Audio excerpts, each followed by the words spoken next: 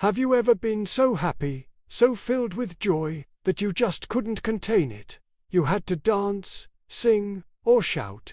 Today, we're talking about a king who did just that, in a moment of pure, uninhibited worship. This is the story of King David and the Ark of the Covenant. Imagine this. The Ark, the very symbol of God's presence among his people, had been away from its rightful place for years. After a previously failed and tragic attempt, David was determined to bring it home to Jerusalem, the city he had established as the capital. This time, he did things right, following God's specific instructions. The Levites carried the ark on poles, just as commanded.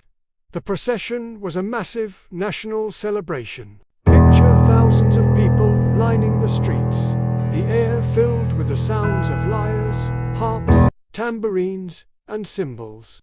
It was a festival of epic proportions. And at the heart of it all was King David. But David wasn't acting like a typical king, stoic and reserved on a grand throne.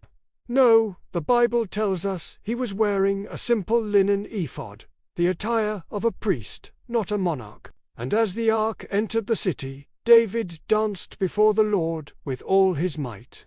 He was leaping, spinning, and celebrating with unrestrained joy. He wasn't concerned about his royal dignity or what others might think. All that mattered was his overwhelming gratitude and reverence for God. This was a raw, authentic expression of a heart full of love and praise. David's joy was infectious, a powerful demonstration of what it means to worship God wholeheartedly.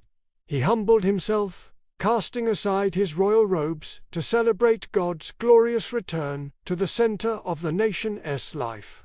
This story is such a powerful reminder for us.